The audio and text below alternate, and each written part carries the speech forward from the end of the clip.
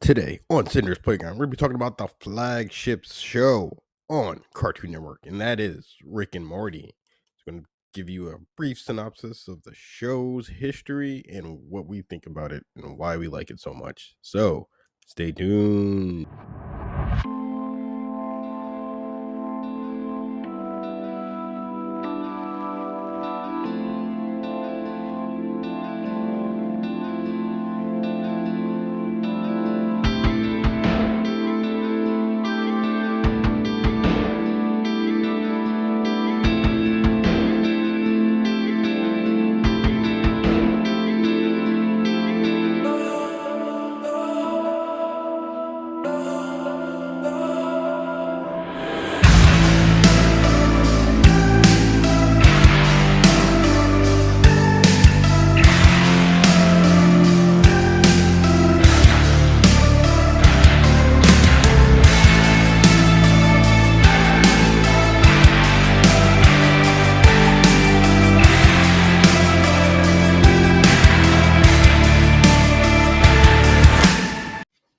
Hello and welcome to Cinder's Playground. I am your host, Sinder. And I'm Jose. And today, Jose, man, I'm going to talk about one of my favorite shows from Cartoon Network. That is Rick and Morty. Sir, I know like me, you're a fan, correct? Yes. And Amazing man, it's a great show. Like I said, I'll say it's my favorite show currently running on Cartoon Network. Those of you who watch all our episodes will know a couple weeks ago we put up a regular show episode, and that is my favorite Cartoon Network original show. But it's not on the air anymore, so Rick and Morty is my favorite currently. So are you ready to learn about this show, how it got started, and where we are now? Yeah, I'm excited to see what new things I learn about this show. Man. Well, you and as well as the audience, man. So, like I said, let's get the ball rolling here. So, Rick and Morty is an American adult animated science fiction series created by Justin Roiland and Dan Harmon for the late night animation block of cartoons on Cartoon Network known as Adult Swim. The series follows the misadventures of Rick Sanchez, the self-proclaimed smartest man in the universe, and his good-hearted grandson Morty, although in later seasons has developed a bit of an attitude. The two split their lives between domestic life and interdimensional adventures. The general concept of Rick and Morty relies on two conflicting scenarios: domestic family drama and Rick dragging his grandson into his hijinks. Justin Roiland does the majority of the voices, with Chris Purnell, Spencer Gramerand, Sarah Kalki rounding out the cast. The series originated from an animated short parody of Back to the Future created by Justin for Channel 101, which is a short film festival, which is the name of a short film festival in Los Angeles. This festival was co-founded by Dan Harmon, which is how the two met. The series has critical acclaim for its originality, creativity, and humor. It has been nominated for 3 Primetime Emmys and won the award in 2018 and 2020. The popularity of the show has made it $100 million merchandise / media franchise. Ooh. Okay, so that's just a quick overview before I get into the birth of this show. So, what do you think about that, though? The fact that those two like met at a little short film festival. I think it speaks for a lot of things. Like, you never know who you meet at any point in life. So I think that's pretty cool. Yeah, you can meet one person in a festival or like Comic-Con or something, and you don't know. You don't know who you'll meet as a longtime friend for like ever, I think that's cool. Or co-creator, collaborator, if you will. Um. So, well, did you know they won Emmys for the show? No, I didn't know that. Yeah, man. Like I said, show was great, man. But let's wind the clock back to the beginning. As I mentioned, the two met in LA's short film festival. Harmon liked the short Justin submitted. Besides funding the festival, Harmon's real job was one of the creators and producers of the hit NBC series Community, and Justin had uh, just gotten his big break in the business when he was hired to do the voice work for the animated series Adventure Time. The two kept in touch while working on their respective jobs. Then in 2012, Harmon was fired from the Community, and as fate would have it, the higher ups on Adult Swim were searching for a hit show. They approached Harmon, who initially viewed the channel as unfit for his style of humor. Plus, he was unfamiliar with the process of creating an animated show. So he told them he'll get back to them. He phoned Justin after that phone call and asked if he had any ideas for an animated series. Justin immediately brought up the short that he submitted in the film festival. Due to the Back to the Future parody, he couldn't use Doc and Marty, for copyright reasons. So Harmon suggested Rick and Morty. At first, Royland wanted the show to be just 11-minute shorts, like AKA SpongeBob shorts, but Cartoon Network pushed for a half hour. Harmon felt the best way to build the characters is to have a family around the two. The first draft was completed in 6 hours in Dan Harmon's now unfurnished community office. Uh, Justin, having a tendency to procrastinate, actually encouraged Dan to stay and finish the first episode. So after 6 hours, the two sent the script to Michael Lazo, who was vice president of Cartoon Network at the time. Uh, he slapped a TV 14 rating on the show because he said he said to the two that it's not only going to be on Adult Swim, so we need to make it that so it can be seen wherever. Um, Side note: the theme song was composed by Ryan Elder. Yeah, just want to throw that in because at this point, I think that's you know a catchy and iconic theme song for the show. Um, and uh, and the first season's writing staff consisted of Royland Harmon, Tom Kaufman, Ryan Riley, Wade Rudolph, and Eric Acosta. Another thing I found out: the writing staff, like many Adult Swim shows, is not unionized under the Writers Guild of America. Pause there for a second. So, what do you think about that? That the It majority, is not. no, the majority of Adult Swim shows they're not part of the Writers Guild of America. Well, I didn't know that. I thought they were all kind of like Yeah, if under you the work, umbrella. yeah, like I said, if you work in Hollywood, you would think you would be under the Writers Guild. Apparently, Yeah, they're not. maybe they felt like they didn't need to be. Well, yeah. Well, again, because it's animation, that's probably the same. I was like, oh, they don't need it, man. They're not like on sets and doing shit and anything, or whatever. But still, they're writing and they're Yeah, writing no, for it's still. television. Yeah, You know, exactly. You would you know. think that's crazy. Yeah, it is. So I guess they So did. They weren't affected by strike. the strike. well, that's Otherwise, right. there would have been a delay to those episodes. I'm assuming. Well, yeah, like I said, we wouldn't be in the season we're in now. Like I said, I don't know. Like I said, we would still be waiting. So I guess for the fans, this is a good thing, but not for them. So a typical session would be writers meeting to discuss ideas. Discussions include anecdotes and professional experiences, as well as bringing in that sci-fi element. And when everybody is on the same page and what what we are doing, we break it up into the beginning, middle, and end, and then the outline is done. Justin and Dan look it over, and then they make the notes, and it gets a rewrite, two rewrites, maybe even three. Then the final draft is approved by Dan and or Justin. Uh, Harmon admits his perfectionism has caused delays of episodes. Many episodes are structured with a story circle. This is Dan Harmon's creation based on Joseph Campbell's Monolith.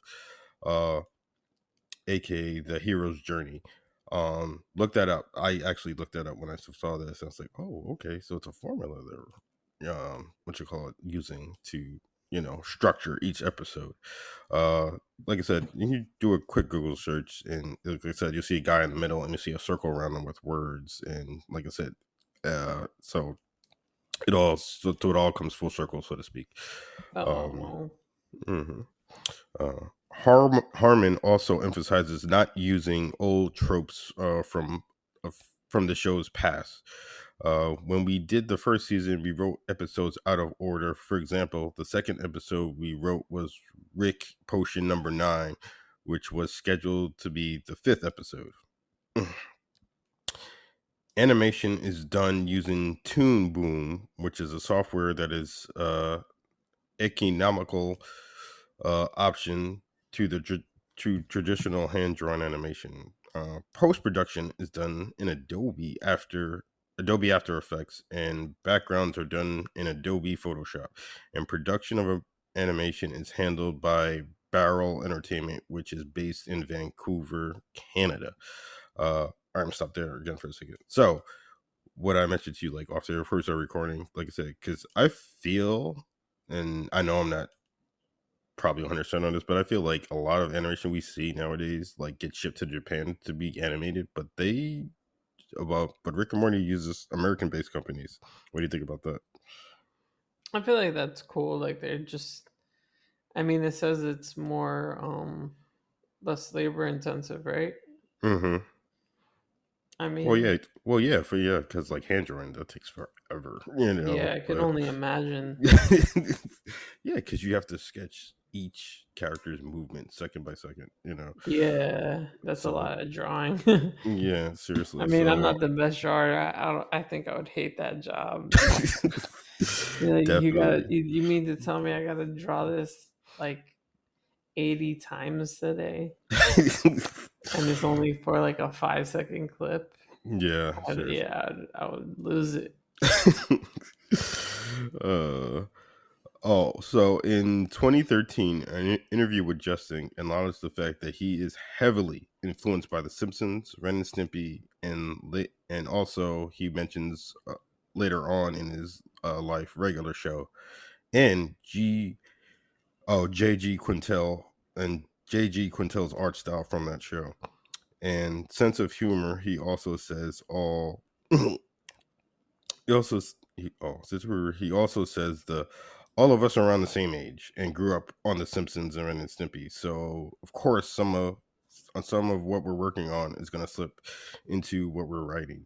Um, and something else that may not be commonly known, Justin does a lot of improvisation when voice recording, and sometimes drink while he's recording. uh, It has to which get into character, you know. Yeah, that is true. That is true. I don't know, but I mean, I don't. Well, you don't see him drinking that much. Like I said, not just this season, but like last season too. I feel. So, uh, but yeah, that's funny though. Like I said, so I mean, especially a breakdown of how the show is made and what's the process and everything. As we're recording, we're in season 7, in the middle of season 7. Um, uh, so far the episodes I saw, 3 have aired. I've liked 2 of the 3. You haven't watched any of the season, right? No. Okay, yeah. So I watched 2 of the yeah, I watched 3 and I like 2 of the 3. Um, and I mean, I still feel the magic is there, if that makes any sense. Uh, but and I feel nothing's missing. And latching onto that, we're gonna go into the last section, which is the firing of Justin Roiland. So, in January 2023, it was reported that Justin Roiland was charged with felony domestic battery charges and almost not female, but false imprisonment, aka imprisoning somebody so they can't leave. Uh, and this was in Orange County, California. In connection with the incident, in connection with the incident from 2020. with the woman he was dating at the time. Not only that, but this is something else I found out. But it has come to light that Justin has been interacting with female minors on social media. Uh, a hearing was held on April 27th, 2023, which no one seems to know what came out of it. If I had to guess, he paid off this woman, in my personal opinion, so that's why nothing was said about it. So, following this news, Adult Swim announced they had to cut ties with Justin and terminated him from the show. Uh, Grand and opening, grand closing. uh, and they also made a statement saying that the roles would be recast. All right. Moving along. Okay. On October 15th, 2023, which is just recently, it was revealed that Rick is now voiced by Ian uh, Conroy and Morty is voiced by Harry Belland. Um, so that is like, what the show. That's where the show is at right now. What you call it? I've seen because these new voice actors have just started working on this season, and honestly, I can't tell the difference. I was when Justin was fired, I was worried. Oh, are they gonna sound different now? But they hired people who sound just like him, so which I think is a good thing because I think it would distract you from the show if that makes any sense. If there were different voices, Yeah. you know. Um, but yeah, that's all I got. Like I said, quick, short overview. Talking about the things, but of course, I have questions, sir. Are you ready? Let's go. Okay, so were you excited for this show before it actually for the first episode air? Were you aware of it? No, No, you I weren't. wasn't. Oh, what? Well, somebody turned you on to it. Yeah. Oh, okay. So after watching it, like the first episode that you seen, what was your first impressions? I was like, yo, this shit's crazy.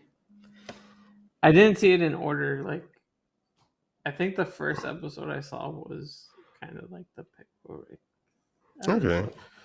Well, I mean, I feel like this show, is like each episode is in a vacuum, if you will. But I feel like there's also like a backstory. When I say backstory, I mean there's an underlying thing in the background that's happening that's gonna culminate at the end of the season. You know what I mean? But but yeah, but I feel you can watch each episode, without seeing the one before it. Um, and but yeah, I mean, I was hyped when the show came out. I saw this trailer, and I know trailers aren't really a good gauge of something, but I like to take it with a grain of salt and say, because for example, like when I saw the first trailer for Guardians of the Galaxy one, I was like, oh, this is gonna be awesome. This is gonna be awesome, and I was correct. So, like I said, so I pretty much go on my gut instinct on things, as opposed when it comes to entertainment. And I mean, not all the times I'm right, obviously, but I have a pretty good track of it. I feel a lot of shit that I gravitate towards that's new. I can tell if it's good. Not only from what I see, but I also look at who's in the creative chairs, if you will. Um, Next question: who is your favorite character on the show? I'm gonna have to go with Rick. Same, same. Rick Sanchez, man. It's funny today. Actually, I was playing a little Fortnite and I got killed by Rick Sanchez.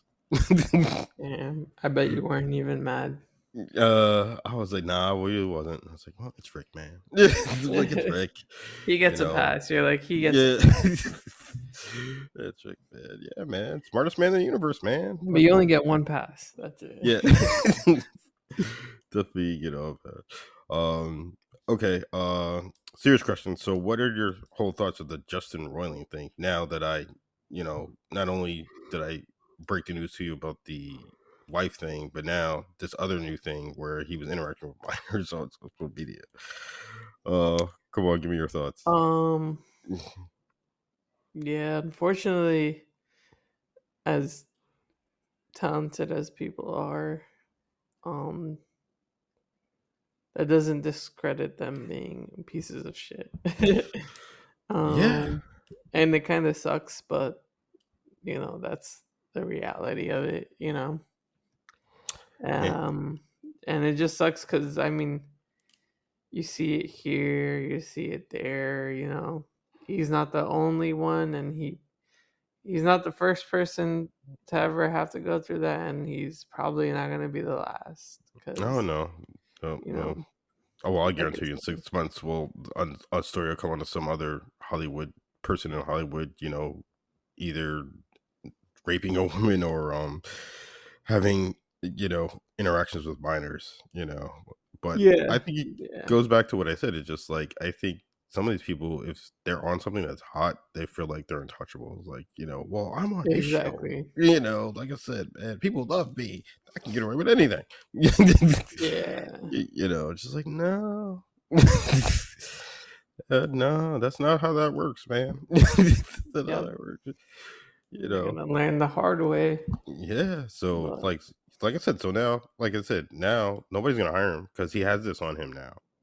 And like I said, I'm sure he's gonna be all right. Like I said, Rick and Morty makes tons of money. And like I said, and I'm sure he still gets royalty checks, and everything like that. So not that I'm feeling bad for him whatsoever. Like I said, he did what he did and he deserves, and this is the repercussions of what he did. You know, but I'm glad Cartoon Network like not only did what they did, but said that yeah, the show is going to continue. You know, with or without yeah, him. Because I was worried when that first heard this. Like, oh man, they're gonna stop the show. yeah. you know, You're like, damn, that ruined everything. Yeah, because not only he's one of the creators, like I said, he's one of the voices. So it's just like, man, and he's part of the writing team. And it's just like, oh, Jesus Christ, man, that's a big component of what makes Rick and Morty. But like I said, new season, new like staff, and like I said, I feel like they're s- staying the course, if you will. Like I said, I don't feel like the quality's gone down or up a notch, but it's the same. You know. Um, Same is good. yeah, like I said. Same is definitely good. Hmm. Hmm. Okay, final question for you, sir. Do you have favorite episodes? I actually listed my episodes, but do you have favorite episodes? Um, I mean, I think I could speak for mostly everybody when I say the Pickle Rick episode. um, Hmm. Pickle Rick. Other than that, I can't really name any. Hmm. I feel like they're all just very entertaining. They are. They are. Like I said, and like I said, It's but just I think the reason why I like that one so much it just shows you like how fucking badass he could be. yeah, as a pickle, he's a fucking Yeah, pickle. literally, like he had no limbs and he was able to fucking you kill a know. rat and attach it to makeshift his him a fucking body and shit, yeah. and limbs and shit. It's just like, bro, man, look, he had no arms and legs, and he did all this. Man. I was like, damn, bro. Exactly.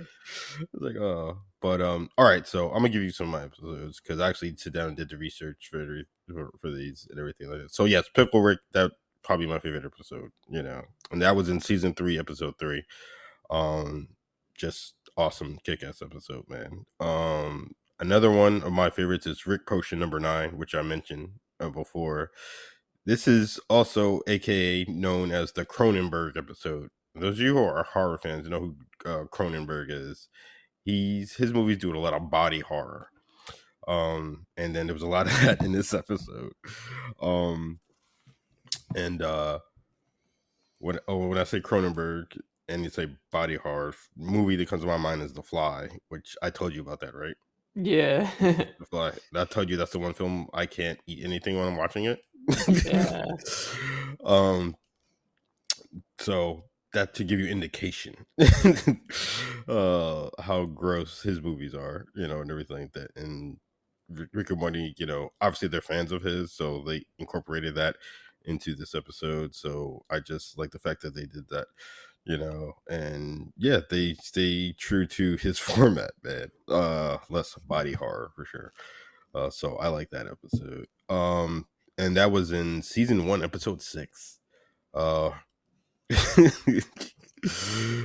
Rick Minutes. That was in season 1, episode 8. That was the first time they did the interdimensional cable. Do you remember that?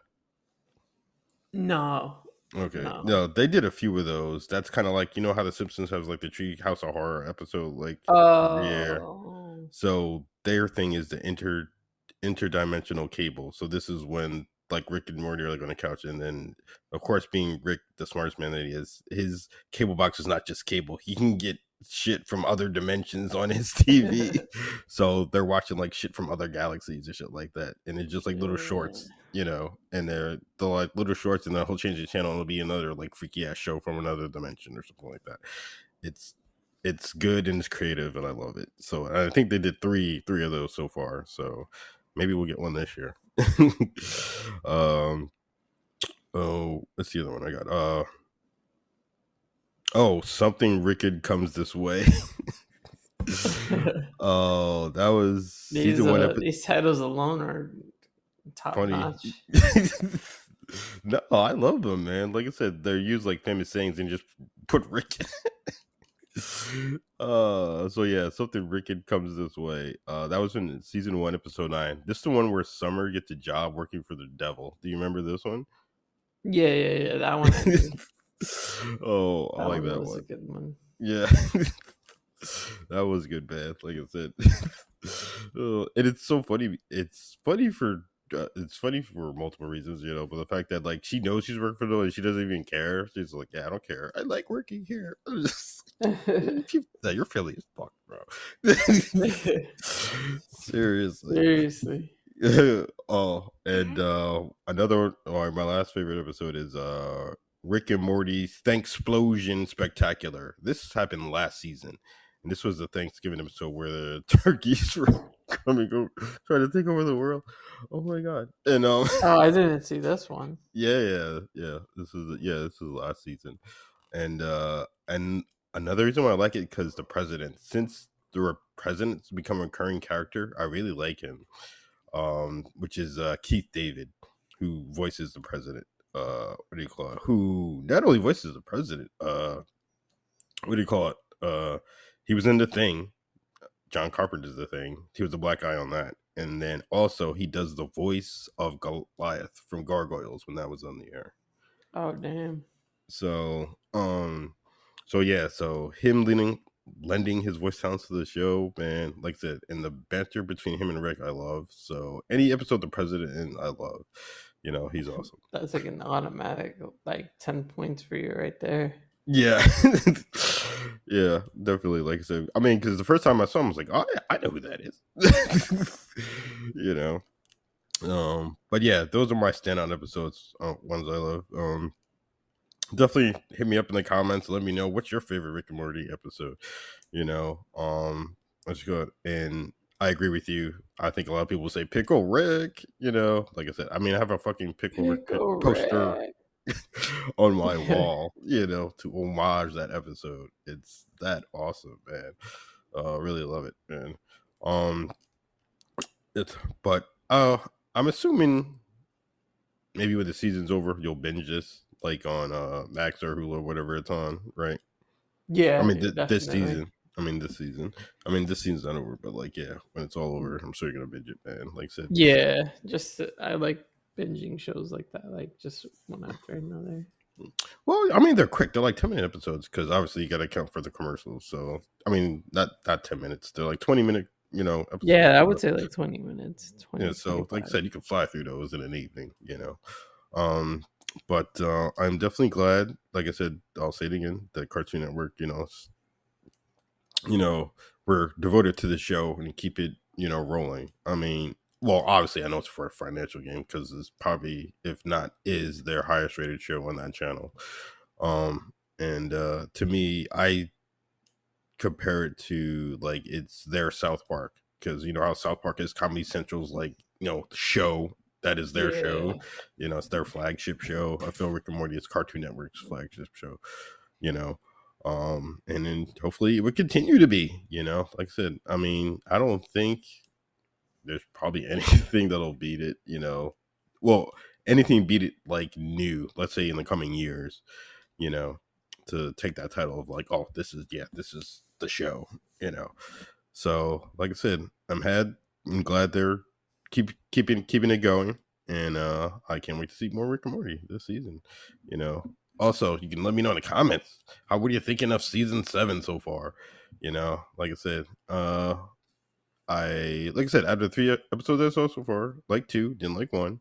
So let's see how the season shakes out. You know, I'm looking forward to the next episode to see where it falls. You know, is it good? Is it you know? So we'll see. Have any questions for me, sir, or anything you want to add? Have you been able to notice that they've changed the voice actors? Honestly, no. Like I said, if I didn't know it, I would say it was Justin Roiland still doing the voices. You know. Nice, nice. So yeah, these two cats are doing a terrific job. You know, they hired the right guys to do the voices, so I'm happy for them. You know, like I said, they found the replacements, and to me, like I said, nothing's changed. You know, when I'm watching it. That's good. So That's good. I'm pretty sure a lot of people had that concern of, yeah, oh, is it gonna really sound like them hmm and whatnot. true. Yeah, I mean, I was one of them. I was worried. I was like, man, this show's gonna be different. It was gonna sound different. But nah, man. Like I said, they made the right steps. I think. I mean, I'm sure you agree with me that they made the right steps. But like, would you think it would take away from the show if they did hire people that didn't sound like him and the guy Rick and Morty were totally different? Would that affect the way you watch that show for you? um, I would say yeah, but I wouldn't know unless I was in that position. Because sometimes, you never know. Because sometimes, like, what if they hired somebody that maybe had a better voice or different, put a different feeling into the character? I feel like they've done it before in animated series, like long hmm lasting animated series, where you're like, oh, yeah, that they changed this guy's voice halfway through these seasons, and I never noticed until now. Sometimes that's what ends up happening, and some people like the newer stuff. So you know, you never. I can't really say yes or no. Yeah. I mean, But I how think about you? yeah, I think it would bother me at first, but I think gradually I would get used to it, And Um also, yeah, the content too. Like if it was crappy content, you're oh like, yeah, like I oh said, man. yeah. Well, I mean, like I said, well, I'm sure not well, I'm sure these guys are not part of the writing team, like Justin was, but No, yeah, but like in consumers' eyes, they're all tied together. yeah, true, true. But yeah, that's what I have for y'all today about Rick and Morty. Like I said, let us know in the comments. Favorite Rick and Morty episodes? Who's your favorite character, man? You know, and how are you enjoying this season, man? So gonna call it. I am Cinder.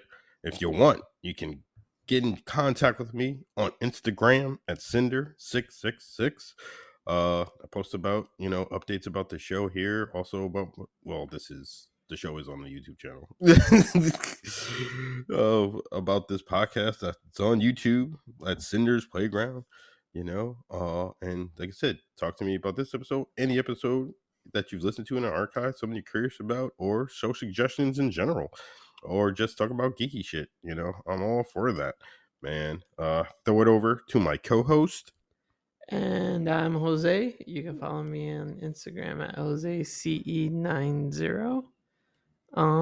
Like you said, yeah, let us know in the comment. Slide in the DMs. Let us know. What's your favorite episode, or um, you know, let us know. Maybe you might disagree. Maybe you can tell the difference between the new voice actors or something. Um, Let us know in the comments or in our DMs, or maybe even if you want to have episode, a different episode dedicated to something you like. Let us know. We'll see what we can do. Yeah, definitely. As I said before, my channel is not, boxing on one thing. You talk about everything in geek culture, man. So if you have something you want to know a little bit more about, let me know. Yeah, get in my DMs, man. So if this is your first time listening to us, thank you. And if you wouldn't mind, please sub to the channel. Like I said, I'm looking to grow my playmates, if you will, on the playground. And like I said, so any help, any way you can help to support us, even if you just watch, thumbs up, subscribe, comment, let us know, man. Anything, any of those, would help us out tremendously. And what you call it, makes us feel more motivated to keep doing these. So Yeah, that definitely. yeah, for sure. So on that note, I am Cinder, he's Jose, and we will talk to you guys later. Peace out.